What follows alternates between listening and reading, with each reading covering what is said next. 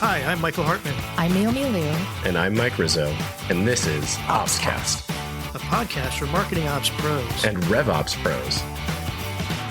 Created by the Mo Pros, the #1 community for marketing operations professionals. Tune in to each episode as we chat with real professionals to help elevate you in your marketing operations career.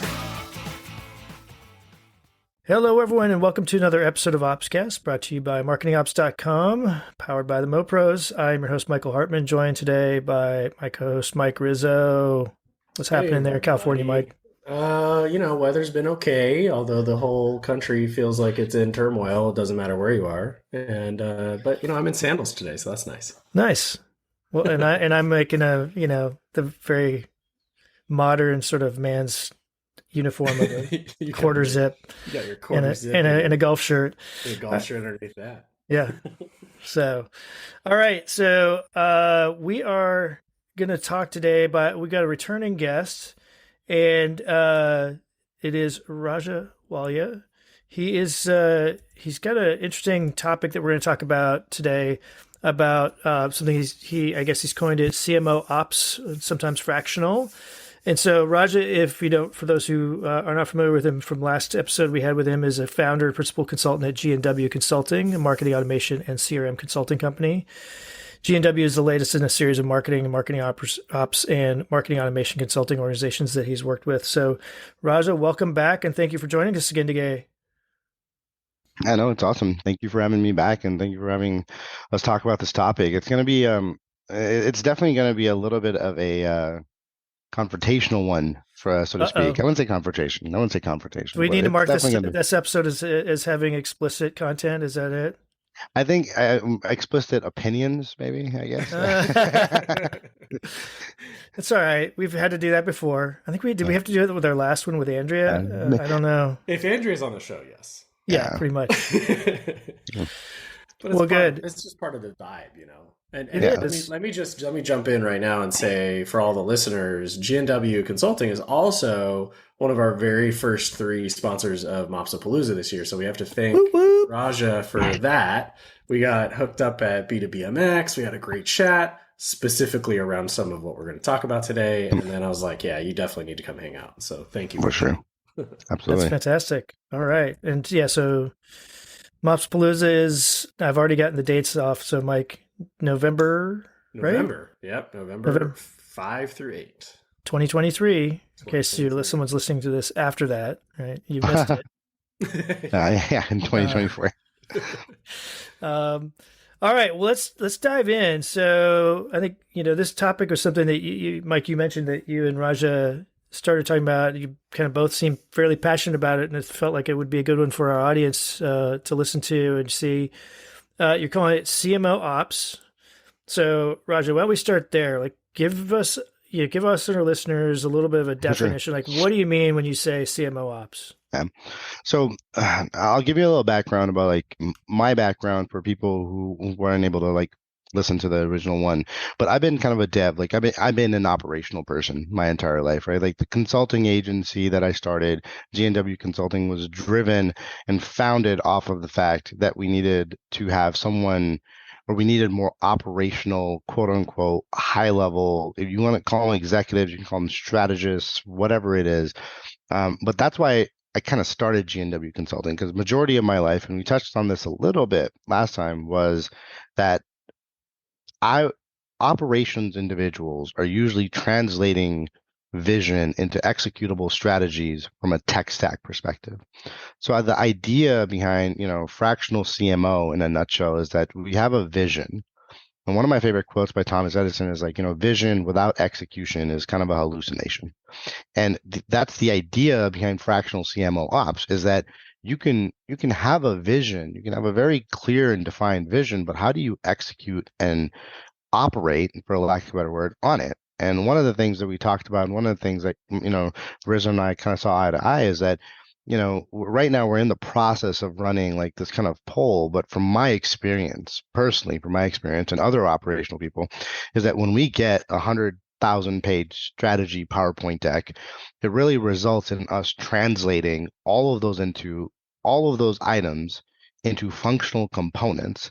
So the idea is that there's so much there's so much out there about fractional CMO strategy, but there's not enough about operations. And even in organizations, operations is like the last person to know a finalized version. And, lack of a better word, like we're just trying to figure that shit out. Like, we get it. It's been approved and it's the go forward strategy, business initiative, whatever you want to call it. And we're like, well, we don't either have a lot of these things or we need to translate a lot of these things into something that's functional for whatever the business's tech stack is. And that's kind of like the founding premise about like CMO ops is like, having a seat at the table and talking about operationally, how are we going to execute on this? Yeah, definitely. I mean, I think like, look, there's books on from backroom to boardroom. There's talks about like how does marketing operations professionals, rev ops as well, right? If you're proper rev ops, not just sales ops, how do you earn a seat at the table? And I think like this idea of rather than having to take what you're handed and try to like figure out how to smash together a bunch of different existing tech or workarounds, which is, feels like most of the time is what's happening. It's like, how do you become this strategic enabler at like when the conversation is started, right? Like that is the thing that is missing today. And I like this idea of like CMO ops, right? Like it's something that is adjacent to this chief marketing officer role, but it's operationally oriented. And at my talk that I'll be giving at the the best of breed event coming up, I talked a little bit around this same subject matter. I have no idea what this thing is supposed to be called. Raja, you're calling it CMO ops. I was like, I don't know what it's going to be called. Yeah, I'm talking about it mainly from and the reason I call it CMO ops is because, and once again, like from my experience and like my fellow colleagues who have been in operational like positions their entire life, we always talk about sales and marketing alignment. However, which is a nice topic to talk about, it's very trending, but one of the things we always fail to mention is like, what about marketing to marketing alignment? Like, where are the marketing strategies? There's the elephant in the room right there. Yeah, and like we're so hell bent and focused on aligning the sales, yet internally between what's developed now from a rev ops standpoint, right? Is we're not even aligned on how strategy is going to work with the rev ops portion of it. Like it's two separate roles, but we're so hell bent on aligning with sales is that marketing nowadays is not even aligned on what the hell is happening, what technology is going to do one, or what technology is going to do what. So that's kind of like the idea. I just want to make sure I'm hearing what you're intending, because I think what you're saying is like within most marketing teams or a lot that you've seen, there's not even alignment between, keep it simple, like demand gen or what would you call it, demand gen and ops, right? I wouldn't even take it. I wouldn't take it even one higher level than that, right? Like that's why the idea about CMO ops, there's not even alignment between like people devising strategy for demand gen is an operational item of we need to generate demand, right? Lead generation, we need to generate leads. Content syndication is we need to create content, right? Like, and then we syndicate that content through programs and operational and so forth. I would even say it one step higher than that is that within marketing, the people designing the strategies that have to be executed on are so misaligned on what technology can do that functionally it's just kind of fluff in the air, right? It's just do you think it's just like what there's a gap in their knowledge or understanding of what technology can do? Or because one of the things I see, because I think you're hitting at a point that is actually really, really important, is that, well, one is that connection between strategy and execution, right? Like the knowing doing kind of gap, whatever you want to call it. But the other one that I think you're hitting on, to me, that is resonating, at least this is what's hitting me, is what I often see is, everybody wants to do, like, we have a strategy. We all want to go be coordinated across those different kinds of go-to-market activities. At the same time, those teams are incented and goaled according to their own thing. So they don't like, and it's not anybody's particular fault, right? People follow their, what's incented, how they're incented, right? So if they're incented in their lead generation to generate leads, they're going to do one thing. If they're incented to generate content that gets a lot of eyeballs on it, or ultimately, that's what they're going to do. They're not going to necessarily be working on it to affect revenue per se, right? Or maybe they all think they are, but they're not doing it in a coordinated effort. And so you sort of get some traction, but not maybe as much as you could if there was true coordination. Yeah. Yeah. I'm sorry, go ahead, Rizzo. No, I'm just like, am I coming at it with a different thing, or is that kind of what you're addressing? That's all encompassing under the marketing to marketing alignment thing, right? Like that's okay. It's all there's a portion of not understanding technology and not understanding your own tech stack enough to do all of those items that you're talking about, like, or to translate all of those items, right? A lot of things that I've seen is that we can call them strategists, we can call them growth targetists, we can call them fractional, whatever, insert, visionary that you have, whatever their titles are, will traditionally plan out strategy that's such a higher level without even understanding technology and what it can do. That's one part of it, without understanding what the capabilities are of an organization, and just say, this is our go to business market strategy. It looks very good on PowerPoint, right? Looks very good when you graph it out and shit like that, and you have a funnel and you're like, if we get more people here, we're going to get more closed won opportunities. That means more dollar signs. How does that even operate? Like, if you're telling me a go to market strategy or a strategy for a business is to make more money, I'm on board, right? Like that's you have to increase your revenue. I'm 1,000% down for that. Yeah. But what are the functional steps and what are the components of everything that we talk about in marketing that is going to get you to that? And that is always missed, and that is always on the operational side. RevOps always has to dissect that and say, okay, well, if your target is $3 million for the quarter and you want to do some ad spend, what does that mean? How do we track it? How do we source it? And how do we funnel it back and attribute it to the associated campaigns, which is never talked about because RevOps just fucking does it, right? We're just like, okay, well, and what I'm saying is that if it happens earlier in the entire planning funnel, it's a lot easier to execute on rather than, go to market being, we really need to deploy in 2 months. Why can't we do it? What's going on? Because no one is talking about the functional aspects of it. People are just talking about the glorified funnels and PowerPoint presentations of it. Yeah, it's tough. Like there's a cart and horse, chicken and egg conversation that comes up depending on the size of your organization.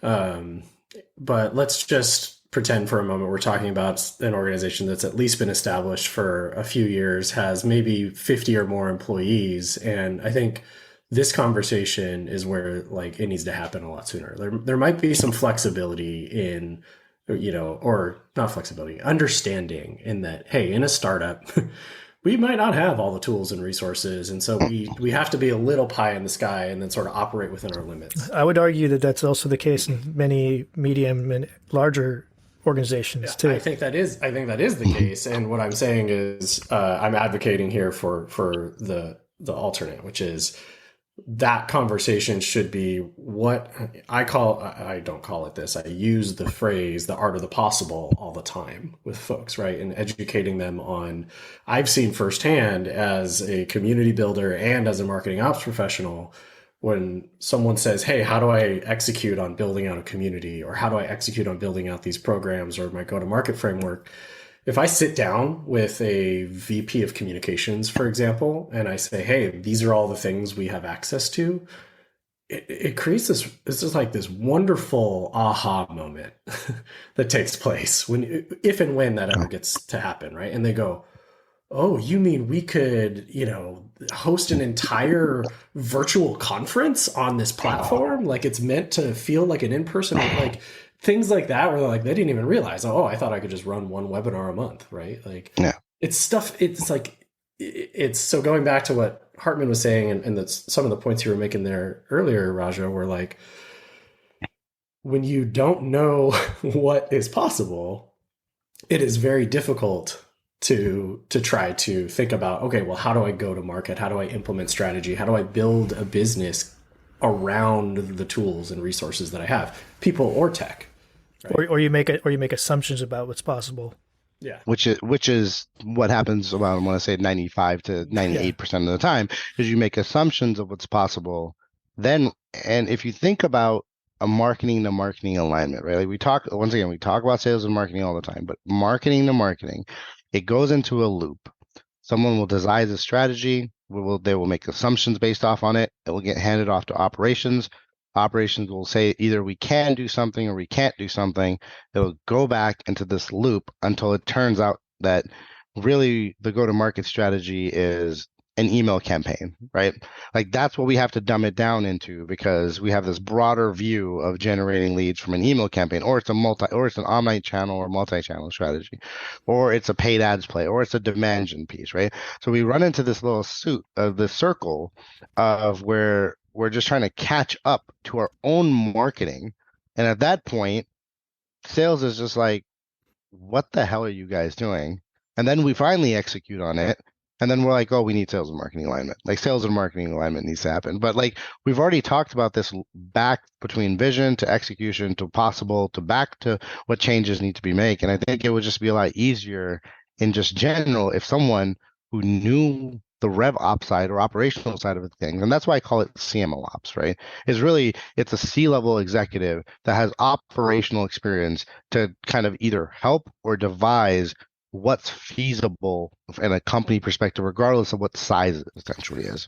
So I have two sort of follow up questions and not really directly related to each other. So let me just pose them and then you guys can kind of talk to them. One is, Mike, you mentioned how this is because this to me sounds a little bit like the chief of staff stuff that we've talked about in a couple of previous episodes multiple times, right? So I'm curious, like, how do you see that different from what you're talking about, Raja? And then the second is, like, I the sense I get is that there is, whether it's seen as chief of staff or these kinds of roles that are like ops roles that are becoming more VP, and even there's a handful, I think, that are becoming C-level roles as well. Like, what do you think is the driver behind that? Like, what's making this something that you're like really passionate about, Raja and Mike, and at this point in time? Okay, I'm going to tackle the chief of staff thing first.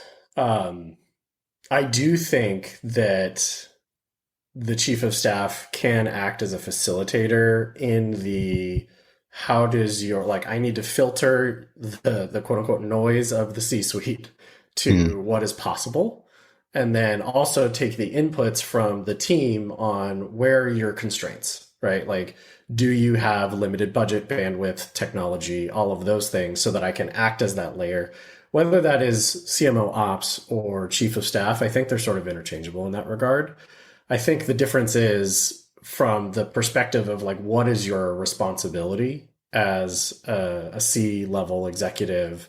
Chief of staff sounds like a C-level executive, but in reality, it's not quite that tenure, so to speak. At least that's my take on it. I've certainly never sat in the role, but my take is you're sort of reporting into the C-level, right?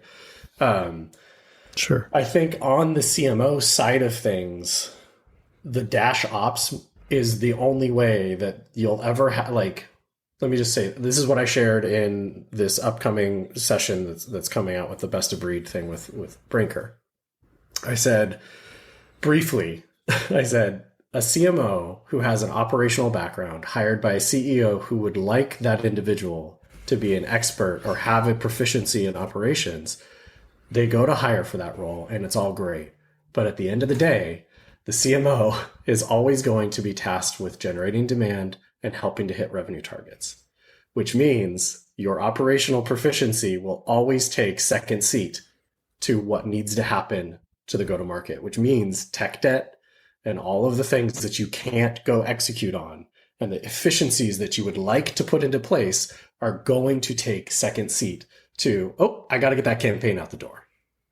Right. And so that CMO function, unless it changes dramatically overnight or in the next 10 years to be like, no, CMOs are operational experts and they're going to do all, like, they're never going to take to have the board's approval to be like, yes, spend 30% of your time, budget, and resources on creating operational excellence so that we can go to market better. They're going to be like, no, how are we going to generate leads? Which markets are we going to enter? Like, your job is to tell me where to go sell and who's buying. Right. And so anyway, I like the CMO Ops, chief of staff, or potentially a future version of the COO could be this thing that we're talking about. I just don't I propose, I have no idea what it's going to be. And I think this is where, from a counterpoint, Mike, I would probably challenge one part of what you said. I feel like if you ask any C-level, if you have an operating office or COO, operationals, or if you have a tech or even information person at C-level, this role, whatever you want to call it, from a CMO level, needs to have the ability to talk about those things but not execute on them, right? Like, you need to be able to have strategy and also operational experience enough to not sit and do the work, mind you. I'm not saying like that's not what the C-suite is for, but to be able to guide strategically how we're going to execute on this. I feel like an information officer can do it, right? Like, there's how many times has someone brought on a piece of technology and the information officer, he's not doing the work, but he's guiding his team. He's asking the right questions. He's saying, how are we going to implement this? A CTO is the exact same way, right? If the CEO is the visionary of the company and all these other branches of the C-suite are supposed to help with their component, why is it that we're separating a CMO's responsibility just to writing books about fucking strategy? Like, why can't we talk about operational, I'm not saying that you have to do it, but I'm just saying, like, you should be able to operationally articulate what's possible and feasible as well as the strategy as well, not just talk about one component of it. Because if a CTO jumped on a call and said, that's a really cool piece of technology, it's going to make us operationalize this and all this other stuff, and you go to implement it and it doesn't fit to the tech stack, whose neck is on the line? The CTO, because they have to be able to know. And I feel like that's why I'm kind of lost of, like, I feel like the CMO and the ops role has to be almost one and the same, what it's called later in life or whatever it is. But the reason that the way that I'm defining CMO ops is I'm saying, if you're in the marketing space, just like an information, just like a security person, just like a technical person, any part of the C-suite, you have to have more than just your ability to write a book about strategy. You have to also be able to figure out how those strategies are going to operate from a business to business perspective, not just talk about them. Hey everyone, Mike Rizzo here, CEO of MarketingOps.com and co-host of OpsCast. I've got a little secret to share with you, something that's been one of the best kept perks of our community until now.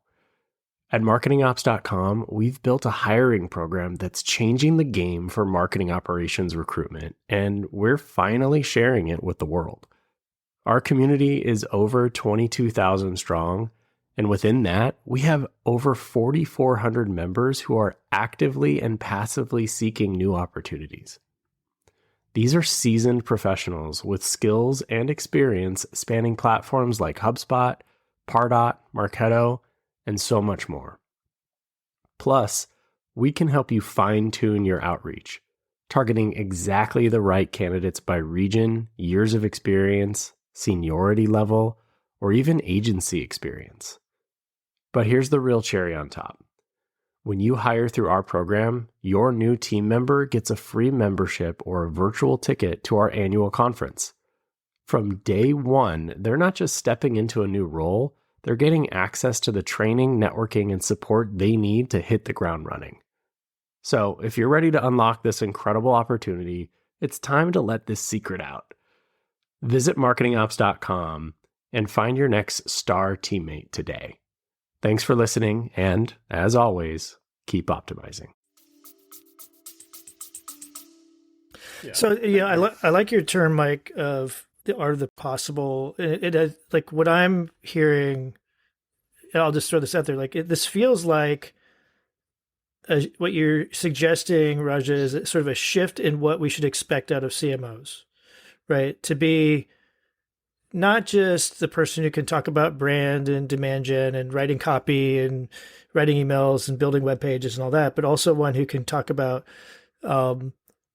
how to translate strategy and goals and objectives, business goals and objectives into executable stuff within the context of what's possible with what we have from a tech stack and staffing and resources, and be able to know, like, if the head of sales comes to me and says, we need to do, what'd you say, $3 million next quarter, what do you want to do? And you can go, well, with our current, resources, we can do X, Y, and Z that will get you close to that.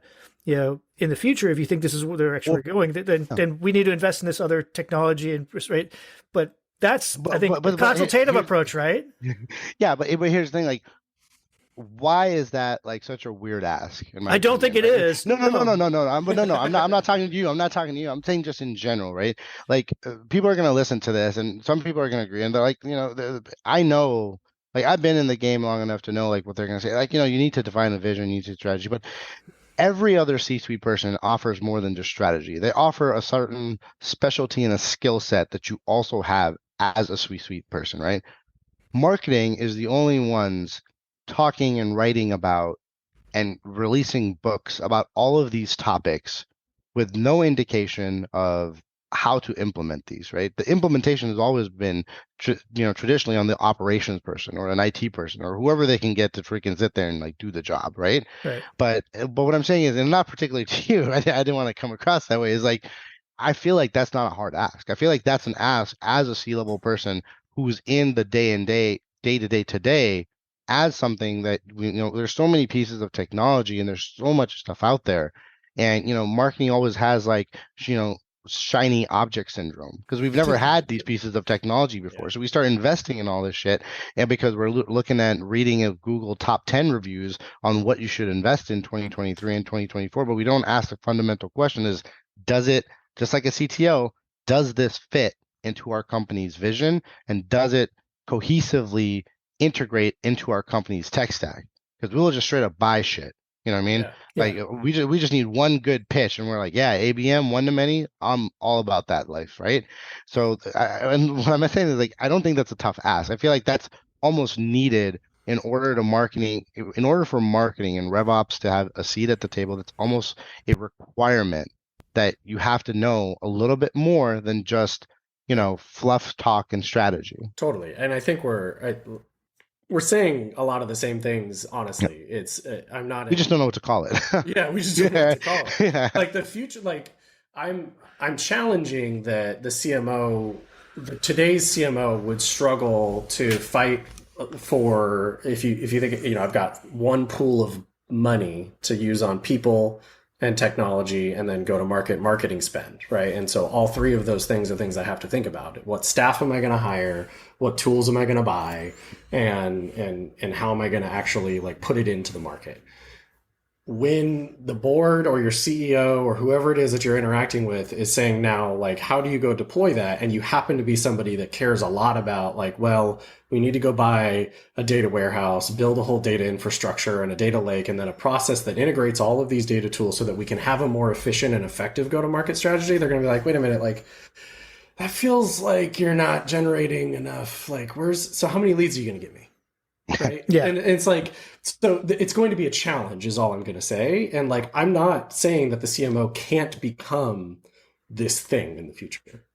In fact, I think I would argue there probably are some CMOs that are really proficient at this already. Yeah. I know I've talked to some that I would argue probably fit that, but I think I'm not going to mention her name because it's going to inflate her ego, but we all know one that's a really good CMO. Oh yeah, that comes from an operational background. Might have been a previous guest on our podcast. Might have been a previous. Yeah, that does it that does it relatively well, right? Yes, yes. Yeah, but at the end of the day, I think it is a challenge in today's state for this individual in this role to try to bifurcate the responsibility between how do I generate demand and revenue and sales from how do I build something that's effective and efficient and go to market capable. So because they're measured differently. No, I totally. Well, and one's really hard to put.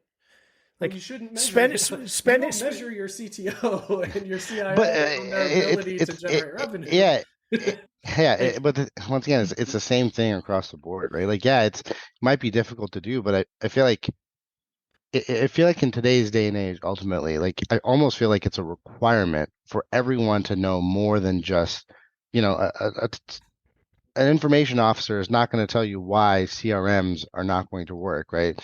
And so I feel like it's nothing new. Like I feel like this is just something that has to happen regardless. Yeah. Well, so I think so. I want to take this back to our core audience, which is people who are marketing ops, rev ops professionals. I think what this feels like to me is that we should be holding ourselves accountable as professionals in that area to be, if that's not happening, like we should be the ones taking that stance. Like I've had examples in my career where I had a lot of pressure to say, you mentioned ABM, Raja, right? Let's go get ABM, right? Let's do ABM. And what they meant was let's go buy some technology. And I pushed back with I would have called it art of possible if I had heard that phrase. But I was like, we can make progress with the tech stack we have without buying more. But the first and most important thing is we need to agree on who are those accounts we want to go target. Yeah. If we can't do that, there's no point in getting technology to scale it because it doesn't matter, which we never did. But, yeah. And I said, and I'm willing to do experiments. So let's work together to define that top 100. Let's figure out a way that we can do some coordinated efforts from a marketing standpoint with sales, right? And we never got past defining the top 100.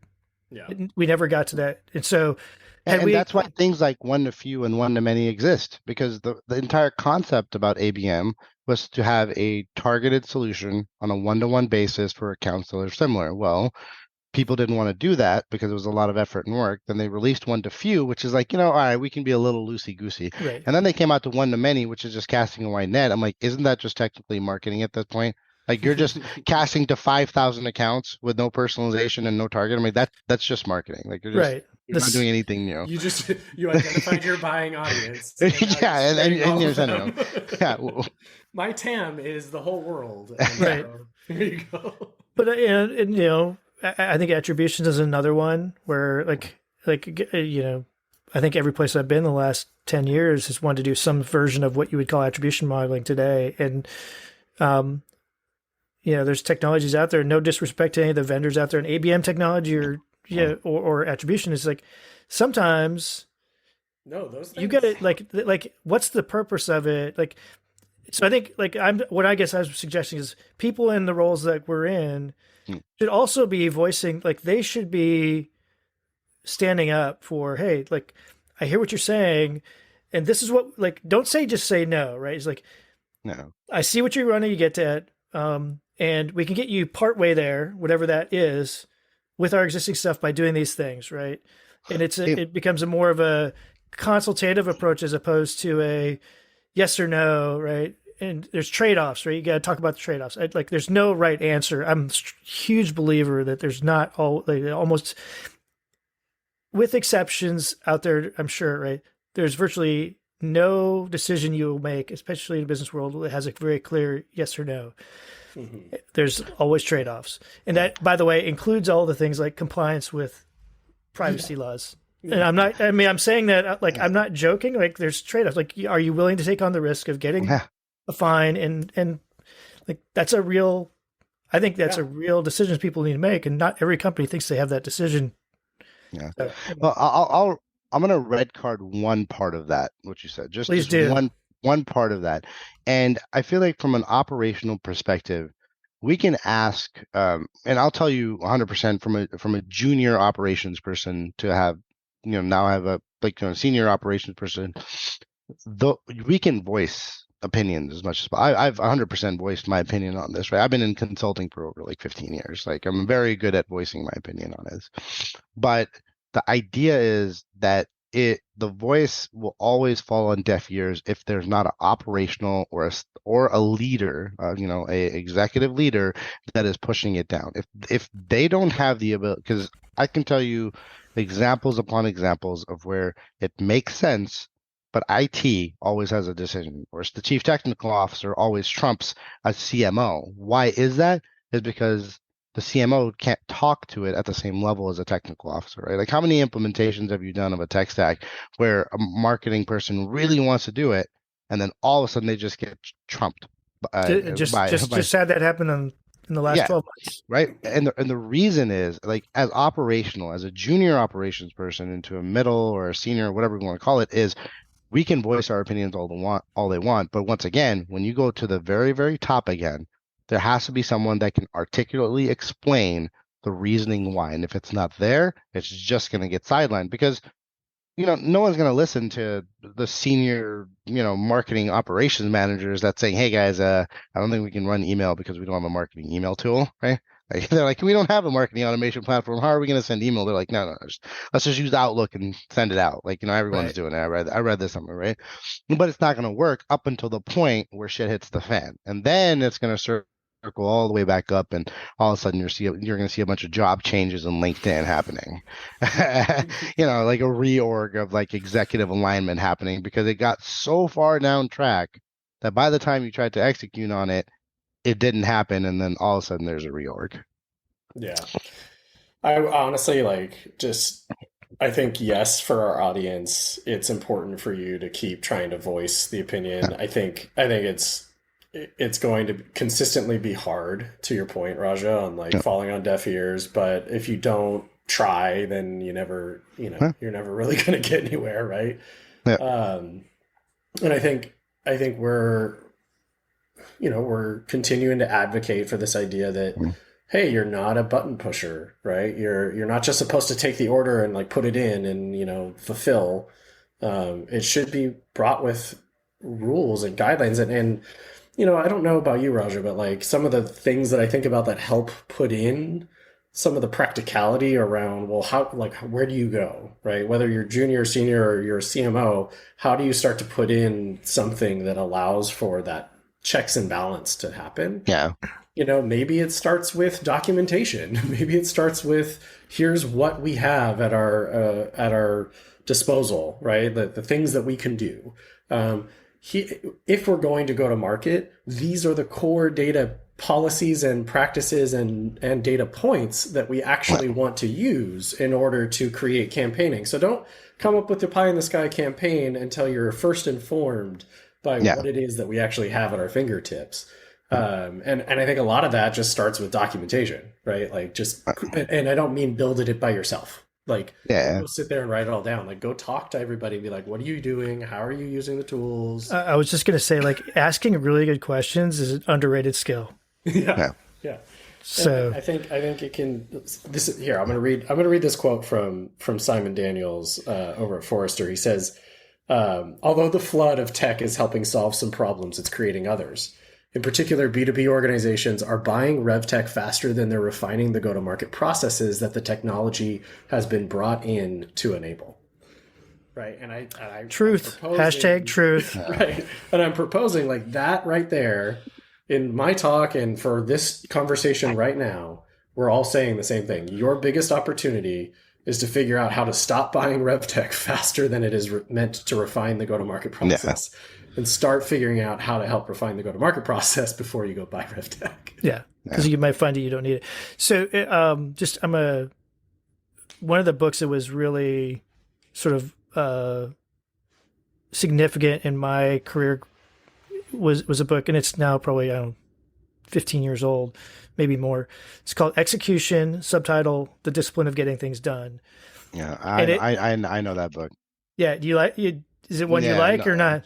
No. I feel like the basis of my operational career is that getting shit done book because I remember someone had given me that book to read, and as like a junior operations consultant, I was just like, this is what we do. Like, like operation, like this is how we do shit and get it done, and that's the basis of it. So, well, I thought the thing that I always think about, like my summary is, right, strategy is important, but not the whatever you like volumes of strategy, but that going from strategy to starting to execute and holding people accountable to the expected results, that's the secret sauce. Like moving fairly quickly.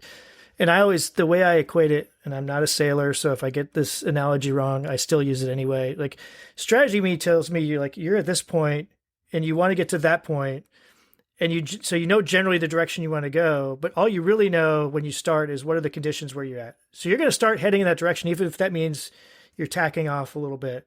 And then you're going to adjust as you learn, right? You got new conditions, then you're going to adjust, but you always know this is where I'm going. And I think to me, that's the way I like to approach things is like I want to have a roadmap. Like I want to have a roadmap and I want to have plans, but I want to leave myself flexibility on how I get to the end result. And so sometimes you have more or less control over that or more or less say over it. But I think it's a model that works. And Raja, if you like that book, there's a new book. Like I think you and I've talked about this actually with my wife called Traction, which it's really interesting because I think it references that execution. It references Good to Great. It references several other books that I'm also a fan of. I'm not a total fan of this book, but I think it's a similar vein, and like putting in that one goes a little more detail into like how do you operationalize that concept of strategy execution with both long-term and short-term goals in mind. I'm actually re-listening to the audiobook.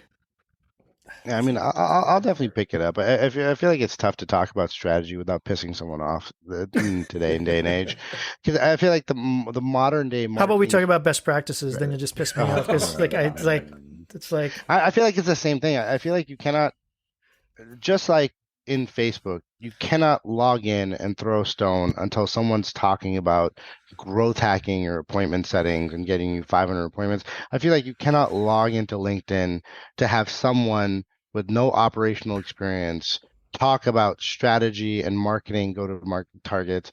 I mean, they're like the executive version of the growth hackers that are on LinkedIn, not LinkedIn, on Facebook, right? Like all those lead generators and stuff. I feel like you cannot just throw a stone on LinkedIn and you're going to find some, I don't want to say any of these words. I'm pretty sure, like, just fuck it, I guess. So, like, you're not gonna be able to find like some evangelist or some strategist or some conceptual thought expert or some strategic thinker that's out there that probably would lock themselves out of every single tool that marketing operations uses to do any of their strategies, and not be like, oh, okay, so you want us to make more money. That's cool. I mean, that's a very fundamental good strategy. And I'm not putting on anyone specific, so please, if you're listening to this and that's in like your title or something like that, I apologize. It is not intended. It is not intended for anyone. No, but the standout, the standout strategists out there, whoever they might be, definitely figure out how to have real conversations and align people with the business, right? But I think it's that tactical piece of like, how do you even implement this stuff? What are the, like, I don't know, do you measure as an operations person, like, first of all, we're not measuring any of in my mind, I don't think we're measuring any of the right things to say where we fit into the pie of all of the spend and all of the go-to-market strategy, right? It's like, if you're, State of the Mo Pro research says you're measured predominantly on your KPI is predominantly pipeline, right? It's like, well, but you're not actually responsible for generating pipeline. So like, what does that mean, right? And I know everybody's heard me say it 1,000 times. Like, I hope that it's just about throughput and efficiency. But if you haven't built those systems to say, here's how we're impacting the pipeline, not the campaigns that we like created ourselves or anything like that. It's like, here's how much we can do. Here's how fast it reaches. Here's how we're measuring the efficiency and the effectiveness of our go-to-market. If you're not doing that today, then you're not going to ever get to a place where you can advocate for why that matters. Right? Or know of those things. Right? If you don't even know about those things, it's the same concept applies. Yeah. I mean, I this maybe started way back when I started my career in consulting, but I always wanted to understand the context. I'd have my senior manager would come to me working on a client project, like, go do this coding work. And I was like, what's it for? Like, I wanted to understand the business. 'Cause that sometimes made me push back but at a minimum, I tried to learn, so I think that's what you're saying, Mike, right? Is like if you're in that role and you're, the marketing organization is being measured on KPIs that are around, say, revenue or pipeline or leads or whatever that you don't have direct control over, but you can enable, even if it doesn't mean you think that that's what you should be as an ops person measured on, it's good to know it, right? Why, and then then you can help figure out, well, how can I enable those teams better?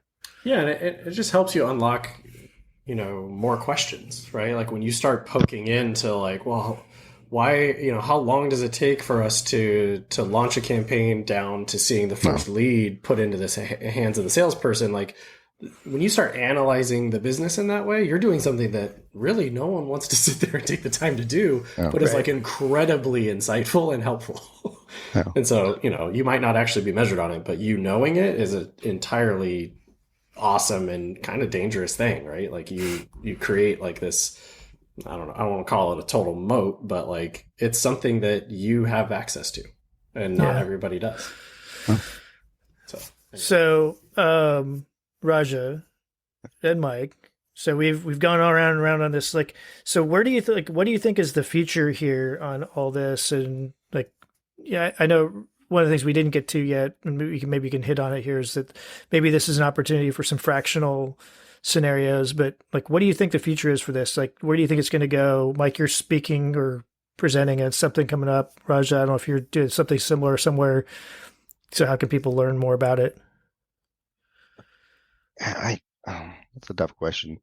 To answer the first part of that question, going forward, I feel like any operation or any C-level company, like that sounds weird, like any company that has C-level executives really need to kind of start thinking and outlining, how do you get individuals that know the company's technology as much as the company's business as well? And if you have separate roles for that, that's perfectly fine as well.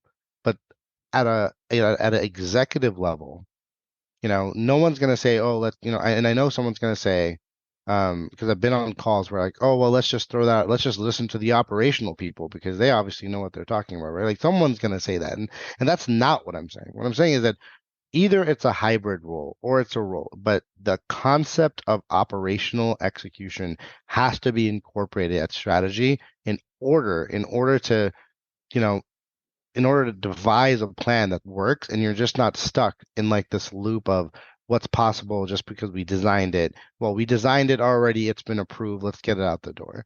Like the next step is like some sort of like, to Mike's point, like either it's a separate role or it's this role. In my personal opinion, I feel like the CMO needs to own it. I call it CMO Ops just because that's the best way I can describe it. But in my personal opinion, I feel like if you're a chief marketing officer at a company, you also need to have operational skill set and know-how to fully devise a strategy along with what you already know. And you need to be able to assess like what are the operational tactics are needed for that strategy so you can convey at board meetings what's possible rather than going to a board meeting, devising a strategy, going to the operations person, changing the strategy, going back to the board and the board saying, well, what the hell? We already fucking talked about this. Why are we doing this? Like all that loop just needs to go. So in my opinion, maybe that's contributing to the shortening tenure of CMOs. I like I said, what did I say like probably 30 minutes ago? I said you devise a strategy, it goes down to the person that says, hey, we can't do it, and runs right back up, and then all of a sudden you have a person has switched a LinkedIn job post, right? Like all of a sudden your network is like these people are because I feel like that is the next step. Like, and like I said, in my opinion, I feel like the CMO needs to own it. I don't think there has to be an internal, like I don't think another role needs to be created. I feel like it's just like a CTO and a CIO own their tech stack. Marketing has technology now, right? We're not sending direct mail pieces. I mean, some people are, and that works perfectly fine. We're not, just trying to figure and but wing it. That's tech enabled. yeah, I know, but I'm just saying, like, like in order to QR code an attribute, like, and that's why companies don't really have a grasp on attribution is because we don't know what technology is doing what. But like I said, answer your question, I feel like personally the CMO needs to have operational, not experience, but know-how, knowledge, skill set, whatever it is to be able to talk about these strategies inside meetings where all of that shit is dictated rather than circling back and forth on it. So I'm in agreement. I don't know that I don't know that it needs to be a net new functional category. I'm talking out of both sides. I know, but I am I'm saying it sounds like the CMO is going to have a hard go of it, given their current focus. Yeah. I think a chief of staff is excellent. I think it's an awesome function to roll up into, especially for those that don't necessarily want to sit on the C level, right? Like you want to be that in between, and you want to be like respected in that strategic function, but you don't necessarily want to be like reporting to the board and doing all the rest of the thing. Who knows, right? Maybe that's the right spot for you. It's funny. I just met a member of our community, Tony, and we were talking about this, and he reports he's reported into the CMO and the CTO in a tech enablement function. Right at the end of the day, he's marketing ops. He came from a dev background, and he just published a blog post for the listeners. Go check it out. It's why marketing ops should have its own seat at the table. And he ends up saying, "Hey, like maybe it's the chief digital officer." And he goes through and breaks all, I'm not going to sit here and break it all down for you, but he does talk about the differences in what that might look like between B2C and B2B companies. And then there's this other individual who's the CEO and founder of Exigent, is David Holm. And he's saying, hey, I would ditch the COO for the DPI, and you could add chief to that if you want. And he's just basically saying like, hey, there's a ubiquity of digitization across the entire business infrastructure, and perhaps the COO needs to have a shakeup. Again, I don't know who's going to end up owning this at the end of the day, but I do think we've come full circle in the way that all of this has been implemented. There's a piece that I'm working on with the Stack Moxie team about this idea that, hey, for the last 20 years, we've been doing things around like lead generation and utilizing the lead object literally because it was put in front of us. Yep. And it's like, and there are so many of us that say, I don't know that thing should ever exist anymore, but it's not going away anytime soon. No. Right. And so we were at this. And so to illustrate the point of full circle, we were first in a place where it was like, well, here's what the technology can do. So I'm just going to do what the technology can do. Yes. Well, now we are like, I know what all the technology can do. I now need to be specific about how to best utilize the technology, because using the lead object might not be right for us, or utilizing an ABM tool might not be the right solution for us, right? But I can go and I can survey the landscape, and today's practitioners are like, tomorrow's future leaders, because they're able to look at this ecosystem of technology and say, hey, don't do that just because the tool does it that way, right? It's like, it's sort of pigeonholing you in that direction. Go build a business around what you need to do and invest in the technology the way that you need to do it, right? So anyway, I don't know what it's going to be. Yeah. I think that it I'll double down. Future, I'll double down. I feel like if the last podcast we talked about was regarding your position, right? Like I think it was like how to grow in your CMO ops role. Right. I feel like if you're an operational person and you want to move to the C level, I feel like all the stuff about decks and creating PowerPoint presentations about all those things are just part of another skill set that you need to learn to have, right? Yes. So, and once again, like that's why I say like the next level of CMOs that are being created, that we've seen being created based off on, people who I've known that have been doing operational stuff, they become CMO, they're hyper successful. Why? Because you just get shit done faster, because at point what's possible and not possible, right? You don't have to consult with someone. You just know, hey, this is going to be a way to do it. Yeah. So I will still say that the CMO still needs to own it. That position needs to be refined operationally as well as strategically as well. I think it's a great call out. I think it's a good challenge for the CMO to take on. I don't know who it'll fall under, but to your point, I think if this is a path you want to go on and you're a practitioner in marketing ops, rev ops today, you do still have to like become more well-rounded, right? Yeah. So, well, I mean, I think you got to go learn some of those other to Raja's point, right? Stuff. Doing like learning how to be a better communicator, whether it's through speaking or writing, it's just another skill set you have to learn as you if you expand your role. Like you have to learn how to manage people and lead and manage a budget, and like these are not the things that you normally get early on in your career. So just like those, they can be learned. Right. But so like, and you know how many technical design documents that I've created in my entire life from implementing, like, how much fun those were? Never. They were never fun. There was never a time in my entire life where I was like, you know what I feel like doing today is documenting and creating a functional reason of a technical design doc. But there are probably some people who do. I know they are. That's very true. But I'm just saying, like, you have that to. category. Like, I actually get some joy out of this. I don't know why. I just like putting it on paper grow makes me happy. Yeah, but to grow into a role and to say, well, we need someone at the table that talk to those things. Like, you also need to know that there's certain things that C-level executives do that are not very fun. They just do it because they have to, just like any other role that there is, right? Absolutely. So, like every job, every situation has things that, give you energy and take energy away, right? Yeah, totally. Well, this is like okay. So for all of our listeners, like I came into this like knowing that Mike and Raja had talked about this before, and wasn't quite sure where this was going to go. This has been a really fun, interesting conversation. So Raja, thank you for joining us. I'm sure there's probably other stuff we didn't get to and all this, but we're gonna have to wrap it up. What if folks want to kind of keep up with you or what you're doing or what you're doing with GNW? Like, what's the best way for them to do that? Just on our main website, everything's ungated.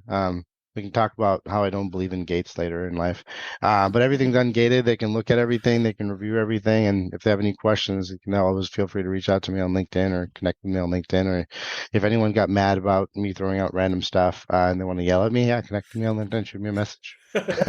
You can take it. I can already tell. We'll be sure to leave your home address on the show. Right. Yeah. I'm just kidding. Well, good. Well, Mike, thank you. It's been a fun conversation. I have a feeling like our listeners are really going to enjoy this. So thanks to all you listeners out there for continuing to support us. And we will look forward to getting you more content out there soon. And until next time, thanks everyone. Bye. Awesome. Thanks, Awesome. Thanks, everyone.